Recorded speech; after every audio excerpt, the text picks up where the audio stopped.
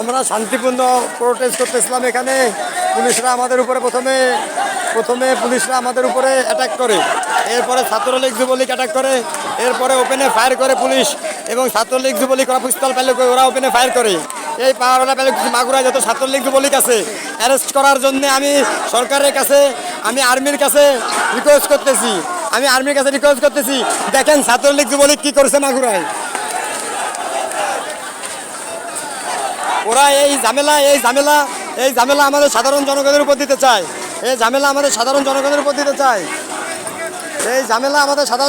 দিতে চায়, এই যে আমাদের ভাইদের উপরে টিয়ারশেল মারা হয়েছে, মনে ভালো থাকে।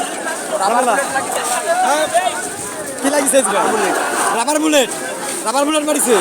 এগুলো সব কিছু নিয়ে আজকে রাত্রি আর্মির সাথে বসা হবে, চিন্তা করিস না। এই যে আরো এরকম অনেক ছাত্রের গায়ে টিয়ারশেল মারা হয়েছে না তোমার গায়ে? হ্যাঁ, কারা মারিছে? পুলিশ বাহিনী আর হলো ছাত্রলীগ। আমরা তো সঠিকভাবে প্রোটেস্ট করছি, আমাকে তো আমাদের দুইজন সমন্বয়ক, তারা দুইজন মার্ডার হয়েছে, দুইজন মার্ডার হয়েছে।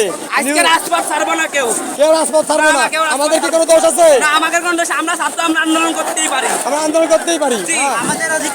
আমাদের অধিকার আমরা আদায়ের জন্য নামিছি মাঠে। আমাদের ভাই মূল্য কেন আজকে মাগুরা থেকে? আর এইসব এই যে সরকার দরকার। পাম্পে পুরাইছে কিনা ছাত্রলীগ ছাত্রলীগ আমাদের উপরে এই দরকার। ছাত্রলীগ, এটা আমরা আর্মির দৃষ্টি আকর্ষণ করতেছি। এটা যেন মাগুরায় এখন এই মুহূর্তে আর্মির সরকার দরকার আমাদের।